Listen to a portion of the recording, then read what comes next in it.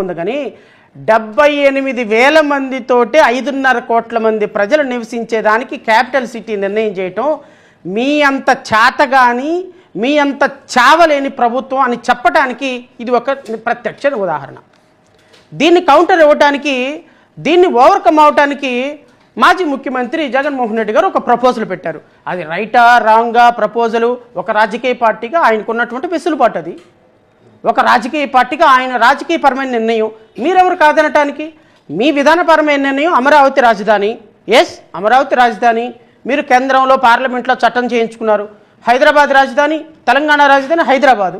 అది విధానపరమైనటువంటి నిర్ణయం. లేదు, ఇంకో రాజకీయ పార్టీకి ఇంకొక విధమైనటువంటి విధానం ఉంటుంది. వైఎస్ఆర్ కాంగ్రెస్ పార్టీ విధానం మావిగన్ అనుకుందాం.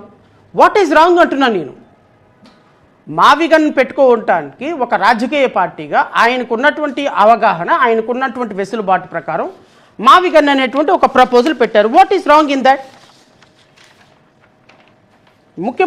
మాజీ ముఖ్యమంత్రి జగన్మోహన్ రెడ్డి గారు చెప్పినటువంటి ప్రపోజలు, ఆయన ఏమన్నాడు? గుంటూరు,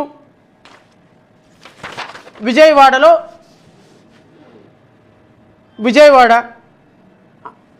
ఇప్పుడున్న క్యాపిటల్ సిటీ ఏరియాలో 78,000 మంది ఉన్నారండి. 78,000 మందితోటి ఒక రాజధాని ప్రాంతం ఎప్పటికి అభివృద్ధి చెందుద్ది? 78,000 మందితోటి రాజధాని ప్రాంతం అని 5.5 కోట్ల మంది ప్రజలకు చెప్పుకోవడానికి ఎంత దేశాల్లో ఎక్కడ లేని విడ్డూరం మన రాష్ట్రంలోనే. అండ్ ఇంకొకటి, అమరావతి ప్రాంతం అనేది ఒక చిన్న పల్లెటూరు ప్రాంతం. ఇది రాజధానిగా డెవలప్ అవ్వాలి అంటే, ప్రపంచ ప్రఖ్యాతి రాజధానిగా డెవలప్ అవ్వాలి అంటే రమారమి 2.5 లక్షలు 3 లక్షల కోట్ల రూపాయలు ఖర్చు అవుతుంది. రాష్ట్రం ఆర్థిక పరిస్థితుల్లో ఉన్న కారణంగా రాష్ట్రానికి ఇప్పటికే మీరు వచ్చినటువంటి 2.5 సంవత్సరాల కాలంలో రమారమి 3,60,000 కోట్ల రూపాయలు అప్పు చేసి పడేశారు. ఇంకా ఈ 2.5 సంవత్సరాల్లో ఇంకో 4 లక్షల కోట్ల రూపాయలు అప్పు చేస్తే ఇడిదిరిగి మొత్తం 15 లక్షల కోట్ల రూపాయలు అప్పు టచ్ అయ్యే అవకాశం ఉంటుంది. గత ప్రభుత్వంలో చేసిన అప్పు, ఈ ప్రభుత్వంలో చేసిన అప్పు. కాబట్టి ఈ 15 లక్షల కోట్ల రూపాయల అప్పుతో ఎప్పటికి రాజధాని డెవలప్ అవ్వాలి? ఏ విధంగా 97,000 మంది 73,099 మంది 73,099 మంది ఉన్నటువంటి ప్రాంతం ఎప్పటికి డెవలప్ అవ్వాలి? విజయవాడలో రమారమి 24 లక్షల మంది పాపులేషన్ ఉంది. గుంటూరులో రమారమి 9,84,000 అంటే రమారమి 10 లక్షల మంది పాపులేషన్ ఉంది. మచిలీపట్నంలో 2,82,000 మంది, రమారమి 3 లక్షల పాపులేషన్ ఉంది. అదొక 24, ఇదొక 10, 34 ప్లస్ ఇదొక 34 ప్లస్ ఇదొక 3, 39, 40 లక్షల మంది పాపులేషన్. ఈ 40 లక్షల మంది పాపులేషన్తో ఈ 3 సిటీస్ని కలుపుతూ ఒక ఇన్నర్ రింగ్ రోడ్డో ఒక ప్రపోజల్ వేస్తే విజయవాడలో ప్రాపర్టీ వాల్యూ పెరుగుతుంది, గుంటూరులో ప్రాపర్టీ వాల్యూ పెరుగుతుంది, మచిలీపట్నంలో ప్రాపర్టీ వాల్యూ పెరుగుతుంది. మచిలీపట్నంలో పోర్ట్ ఉంది, సముద్ర తీర ప్రాంతం ఉంది, అద్భుతమైనటువంటి ట్రాన్స్పోర్ట్ చేసుకోవచ్చు. ఎడ్యుకేషన్ హబ్గా గుంటూరుని చేసుకోవచ్చు. విజయవాడని ఇండస్ట్రియల్ కారిడార్గా చేసుకోవచ్చు. ఎందుకంటే ఇటు మల్లవల్లి దగ్గర నుంచి వెళితే మొత్తం ఇండస్ట్రియల్ కారిడార్ అయిపోతుంది. ఈ 3 ప్రాంతాలని కలిపి ఆల్రెడీ డెవలప్ అయి ఉన్నది, ఆల్రెడీ నేషనల్ హైవే కనెక్టివిటీ ఉన్నది, ఆల్రెడీ ఇక్కడ ఎయిర్పోర్ట్ ఉంది, ఆల్రెడీ పోర్ట్ ఉంది. ఇటు పక్క నుంచి చూసుకుంటే గుంటూరు ఒక అద్భుతమైనటువంటి ఎడ్యుకేషనల్ హబ్గా ఉంది. పారిశ్రామికంగా విజయవాడను అభివృద్ధి చేసుకోవచ్చు. ఇక్కడ రైల్వే స్టేషన్ని ఎక్స్టెండ్ చేసుకోవచ్చు. అవసరమైతే ఇంకో ఎయిర్పోర్ట్ కట్టుకోవచ్చు. లేదు అంటే గుంటూరులో ఇంకో ఎయిర్పోర్ట్, లేకపోతే ఇంకొక పెద్ద రైల్వే స్టేషన్ కట్టుకోవచ్చు. ఈ 3 పట్టణాలను కలుపుతూ ఒక నేషనల్ హైవే NH5 కనెక్టివిటీ ఉన్నది. కాబట్టి మనం అత్యంత తక్కువ ఖర్చుతోటి ఇక్కడ ఆల్రెడీ ఎస్టాబ్లిష్డ్ సిట్యువేషన్ ఉంది కాబట్టి, ఎస్టాబ్లిష్డ్ ఇది ఉంది కాబట్టి ఇప్పటికిప్పుడు అమరావతిలో 40 అడుగులు తవ్వితే నీళ్లు పడుతున్నాయి. నువ్వు ఒక 10 అంతస్తులు బిల్డింగ్ కట్టాలి. అరే 40 అడుగులు తవ్వితే కృష్ణానది నీళ్లు పడుతుంటే లూజ్ సాయిల్ అయితే రేపొద్దున ఒక 10 సంవత్సరాల తర్వాత ఆ బిల్డింగ్ కొలాప్స్ అయిపోతే గట్టిగా నేను మిమ్మల్ని రాష్ట్ర ప్రజలను అడుగుతున్నా, మొన్న బుడమేరు పొంగినప్పుడు మంతెన సత్యనారాయణ ఆలయం దగ్గర నుంచి మొత్తం పరిసర ప్రాంతాల పరిస్థితి ఏంటో ఆలోచించండి.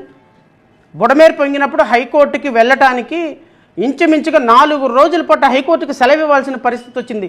మోకాళ్ళ లోతు నీళ్లతోటి అష్టదిగ్బంధనం జరిగింది రాజధాని ప్రాంతం. ఒక రాజధాని ప్రాంతంలో ఈరోజు 28 గ్రామాలను కలుపుతూ 25 గ్రామాలను కలుపుతూ మీరు ఏర్పాటు చేయాలనుకున్నటువంటి రాజధాని ఈ రోజు మొదలు పెడితే it will take 45 to 55 years. ఏది దానికి ఒక రాజధాని, ఒక విజయవాడ లాంటి ఒక రూపు రావటానికి. అలాంటి పరిస్థితుల్లో ఈ రాష్ట్రం అప్పులు కుప్ప తయారవుతుంటే ఈరోజు రాష్ట్రాల్లో పరిపాలన గాలి కుదిలేసి అప్పులు తీసుకొచ్చుకొని జీతాలు ఇవ్వాల్సిన పరిస్థితికి వస్తే డబ్బులు ఇవ్వాల్సినటువంటి కేంద్ర ప్రభుత్వం రెస్తాహస్తం చూపిస్తుంది. డబ్బులు ఇవ్వాల్సినటువంటి కేంద్ర ప్రభుత్వం నిన్న అమరావతిలో, నేను రైతుని అదే అడిగా, అమరావతిలో బిల్లు ప్రవేశపెట్టినటువంటి రాష్ట్ర ప్రభుత్వం అదే బిల్లులో కేంద్ర ప్రభుత్వం సెక్షన్ 94 సబ్ క్లాస్ 2 ప్రకారం, సబ్ క్లాస్ 3 ప్రకారం మనకు అధికారికంగా రావాల్సినటువంటి ట్యాక్స్ ఇన్సెంటివ్లు కానీ, అధికారికంగా రావాల్సినటువంటి రాజధాని నిర్మాణం కానీ, అధికారికంగా మనకు రావాల్సినటువంటి డబ్బులు కానీ ఇచ్చే విషయంలో ఎందుకు చంద్రబాబు నాయుడు, పవన్ కళ్యాణ్, నారా లోకేష్ కలిసినప్పుడు ఎందుకు మీరు రాష్ట్ర ప్రజల తరపున డిమాండ్ చేయరు? మీ మద్దతుతోటి కేంద్ర ప్రభుత్వం నడుస్తుంది. మనకి హక్కుగా రావాల్సినటువంటి విషయాలని రాజధాని దగ్గర నుంచి డబ్బులు తీసుకొచ్చుకోవటం మానేసి అమరావతికి రాజధాని పేరు పెట్టుకున్నామని సంకలు గుద్దుకొని వారికి వాళ్ళ కాళ్ళ మీద పడి సామంతరాజుల్లాగా, జీ హుజూర్ అనేటువంటి బానిసల్లాగా పనిచేస్తున్నారు. ఇలాంటి వ్యక్తులు ఈ రాష్ట్రాన్ని బిల్డ్ చేస్తారంటే నమ్మటానికి ఒక ప్రుడెంట్ మ్యాను, ఎవరైనా చదువుకున్నటువంటి వ్యక్తి అవకాశం ఉందా? ఇలాంటి పరిస్థితుల్లో ఒక అమరావతిలో ఒక 5 అంతస్తుల బిల్డింగ్ కడితే దానికి 2 కోట్లు ఖర్చు అయితే, ఇదే బిల్డింగు విజయవాడలో కడితే ₹1 ఖర్చు అవుతుంది. ఎందుకు ఖర్చు అవుతుంది? అమరావతిలో 30 అడుగులు 40 అడుగులు తవ్వితే నీళ్లు పడుతున్న పరిస్థితిలో ఫౌండేషన్ కోసమే స్క్వేర్ మీటర్కి ఇంత 3 times 4 times మోర్ ఖర్చు పెట్టాల్సిన పరిస్థితి వస్తుంది. ఒకవేళ వీళ్ళు ఈరోజు అరకొరగా కట్టినా ఒక 10 సంవత్సరాల తర్వాత గట్టి వాన పడి ఒక వారం రోజులు తుఫాన్ వచ్చిందంటే బిల్డింగ్ డిమాలిష్లు అయిపోతాయి. మీరు 40 అంతస్తులు 30 అంతస్తులు కట్టడానికి మట్టి పనికిరాదు. That was declared by the Sivaraman committee. In spite of that, ఇన్ని తెలిసిన రాజధాని ప్రాంతంలో భూములు దోచుకోవటం కోసం, రాజధాని ప్రాంతంలో లింగమనేని భూములు ఉన్నాయి కాబట్టి, రాజధాని ప్రాంతంలో హెరిటేజ్కి భూములు ఉన్నాయి కాబట్టి, రాజధాని ప్రాంతంలో మీ అనుచరుల భూములు కొన్నారు కాబట్టి, రాజధాని ప్రాంతంలో నారా లోకేష్, నారాయణ మీ అందరూ కూడా భూములు ఉన్నాయి కాబట్టి అన్యాయంగా రైతుల దగ్గర నుంచి 40,000 ఎకరాలు 37,000 ఎకరాలు రైతుల దగ్గర నుంచి తీసుకొని ఆ రోజు రాజధానిని మీరు అనౌన్స్ చేసిన రోజు మేమందరం సపోర్ట్ చేసాం. కారణం, ఒకసారి మ్యారేజ్ జరిగిపోయింది, తాళి కట్టేశాం. ఈరోజు తూచి నేను తాళి కట్టేశాను, తప్పుగా నా తాళి నేను తెంచుకెళ్తానంటే కరెక్ట్ కాదు. అమరావతి రాజధాని రైతులు మంచో చెడ్డో రైతులు భూములు ఇచ్చేశారు. అమరావతి రాజధానిగా చేసిన తర్వాత దాన్ని మార్చొద్దు అనేటువంటి మాట మేమందరం కూడా మాట్లాడాం ఆ రోజున. కానీ ఈరోజు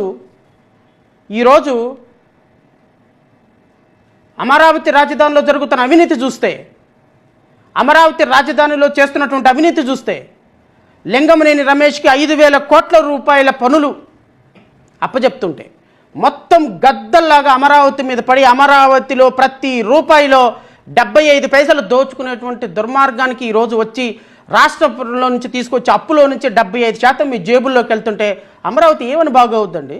4 బిల్డింగులు కట్టగానే అమరావతి రాజధాని సింగపూర్ అయిపోద్దండి? 100 కోట్ల రూపాయలు పెట్టి ఒక బిల్డింగ్లు కడితే ఆ బిల్డింగ్లో 60 కోట్ల రూపాయల అవినీతి కనబడుతోంది. రాజధానిలో 45,000 కోట్ల రూపాయలు పెట్టి టెండర్లు పిలిస్తే అందులో 30,000 కోట్లు 35,000 కోట్ల రూపాయల టెండర్లు మీ సామాజిక వర్గం వాళ్ళకే, మీ వాళ్ళకే, మీ డబ్బులు మీకే, ప్రజలకేమో రెస్తాహస్తం మిగులుతుంటే మొత్తం డబ్బులు మీ జేబుల్లోకి వెళ్ళిపోతుంటే ఏమని సమర్థించాలి అమరావతిని? మీరు చెప్పండి అంటున్నాను నేను. సామాన్యుడు ఏమని సమర్థించాలి? మన రాష్ట్రానికి తీసుకొచ్చుకుంటుంటే అప్పు మీ జేబుల్లోకి వెళ్తుంటే, మీ జేబులు నింపుతుంటే సామాన్యుడు ఏమని సమర్థించాలి? రాజధాని నిర్మాణం జరిగిన 12 సంవత్సరాల తర్వాత దానికి పేరు పెట్టించిన ఘనత మీది. నేను అడుగుతున్నా రాధాకృష్ణ గారిని, ఇవన్నీ మీరు సమర్థిస్తున్నారా? నేను అడుగుతున్నా రాధాకృష్ణ గారిని, ఇవన్నీ మీరు సమర్థిస్తున్నారా?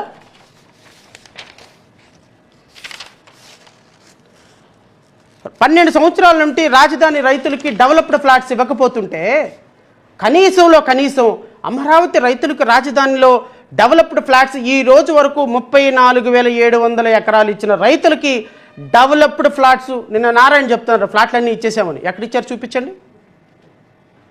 మీరు ఇస్తానన్నది ఏంటి? Developed flats. మీరు ఇచ్చింది ఏంటి? చెట్టు చామా పెరిగిపోయినటువంటి పనికి మాలిన ఫ్లాట్స్. మీ ఎమ్మెల్యేనే మాట్లాడారు మొన్న అసెంబ్లీలో, మా రాష్ట్ర రాజధానికి రోడ్లు లేవు, నీళ్లు లేవు, లైట్లు లేవు.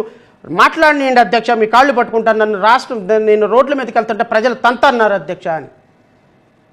Is it not sufficient? ఆ ఒక్క స్టేట్మెంట్ చాలు రాష్ట్ర రాజధాని పరిస్థితి ఏంటో.